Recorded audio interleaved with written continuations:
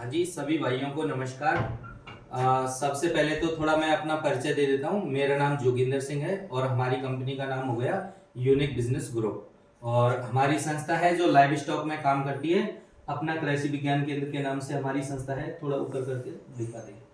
और हमारा एनजीओ भी चलता है। एनजीओ हमारा जनित सेवा संघ के नाम से हमारा एनजीओ चलता है। तो आज इस वीडियो के माध्यम से मैं आपको खरगोश पालन के लिए लोन के बारे में बता देता हूँ। लोन से संबंधित, क्योंकि लोन से संबंधित कई सारे लोग फोन करते हैं तो उनकी कई सारी प्रॉब्लम्स होती हैं, कई सारे क्वेश्चंस होते हैं। तो आज मैं इस वीडियो के माध्यम से खरगोश पालन के लिए लोन या अदर किसी के पालन के लिए लोन है, वो सारी जानकारी मैं इस वीडियो के माध्यम से दे देता हूँ आपके लिए। मैंने पॉइंट्स पहले से ही नोटेट कर लिए हैं यहाँ पे। तो देखो, सबसे पहले तो मैं ये बता दूं कि खरगोश पालन के लिए लोन होता है कि नहीं होता है। तो खरगोश पालन के लिए लोन होता है। IDSRR करके स्कीम है, केंद्र सरकार की स्कीम है। इसके तहत खरगोश पालन के लिए लोन दिया जाता है। बाकी का तो देखो, अलग अलग पालनों के लिए अलग अलग स्कीम्स होती हैं, लेकिन जो हम लोन करा के देते हैं आपको, वो IDSRR करके स्कीम है। इसके तहत हम आपको लोन करा के देते हैं। ये आप गूगल पे सर्च कर लेना। तो ये खरगोश पालन के लिए लोन कहां कहां पे उपलब्ध है, तो मैं बता दूं आपको कि जो IDSRR करके स्कीम है, ये केंद्र सरकार की स्कीम है। और केंद्र सरकार की सेंट्रल गवर्नमेंट की स्कीम है। तो सेंट्रल गवर्नमेंट की स्कीम है, तो आप किसी भी स्टेट से बिलोंग करते हैं, सबके लिए लोन इस स्कीम के तहत मिल जाता है। तो इससे कोई फर्क पड़ने वाला नहीं है कि आप राजस्थान से हो या MP से हो या छत्तीसगढ़ से हो या महाराष्ट्र से हो या उड़ीसा से बिलोंग कर रहे हो। आप इंडिया में किसी भी स्टेट से बिलोंग कर रहे हैं, सेंट्रल गवर्नमेंट की स्कीम है। सेंट्रल गवर्नमेंट की स्कीम है, तो ये सभी स्टेट्स के लिए अवेलेबल है। तो किस व्यक्ति के लिए खरगोश पालन के लिए लोन दिया जा सकता है, तो इसमें कोई सिविल का झंझट नहीं होता है स्कीम के तहत, क्योंकि सबका हो सकता है। अभी तो सबके अकाउंट हैं, लेकिन बहुत सारे लोग ऐसे होते थे कि जिनका अकाउंट ही नहीं होता था।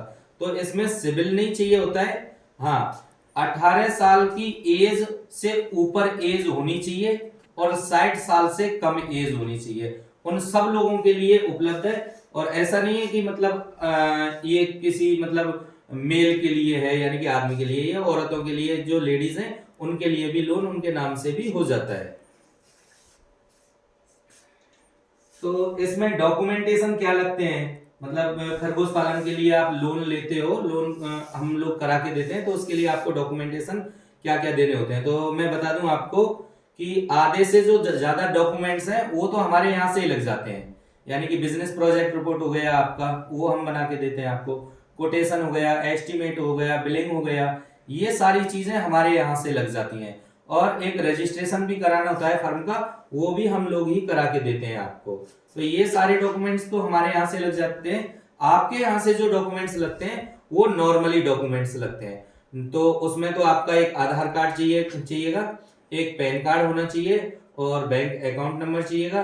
बाकी का चेकबुक भी लगती है। और सबसे मेन जो डॉक्यूमेंट्स आपका लगता है, जहां पे आपने खरगोश पालन किया हुआ है, यानी कि जहां पे आपने खरगोश पालन लगाया हुआ है, उस जगह के डॉक्यूमेंट्स चाहिए। यानी कि अपनी जमीन है, तो जैसे खेत पे लगाया हुआ है तो उसका तो खसरा खतौनी नहीं होगा आपका। वहां पे नहीं है, घर पे लगाया हुआ है तो घर का पट्टा होगा आपके पास में, या अदरवाइज किसी दूसरे के यहाँ पे लगाया है आपने, तो उसका फिर रेंट एग्रीमेंट लग जाता है।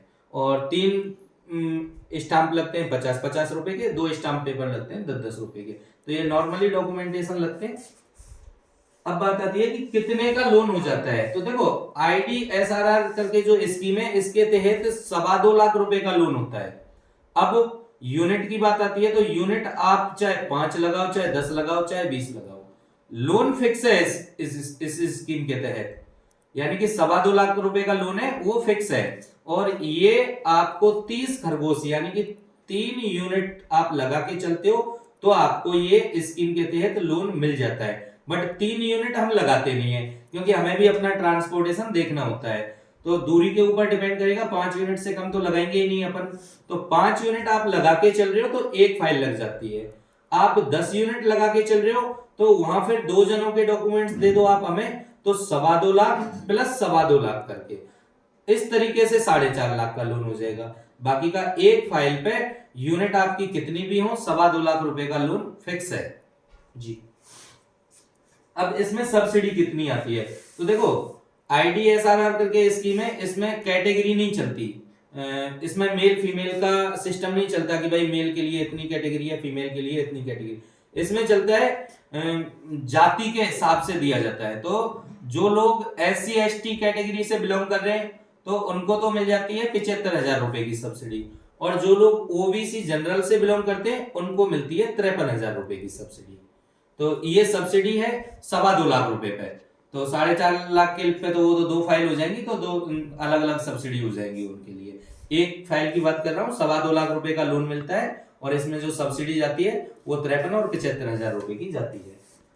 अब बात आती है कि भाई किस्त कितनी आती है और इसकी ब्याज कितनी लगती है। तो देखो 8% तो एनुअली फ्लैट रेट ब्याज लगती है, यानी कि जो पैसा आपने लिया है उसमें से सब्सिडी काट के जो भी आपका अमाउंट है, जो भी आपका अमाउंट बचा है उसकी 8% के हिसाब से एक साथ ब्याज जोड़ दी जाती है और फिर जो किस्त है उसका फिर डिवाइडेशन किया जाता है।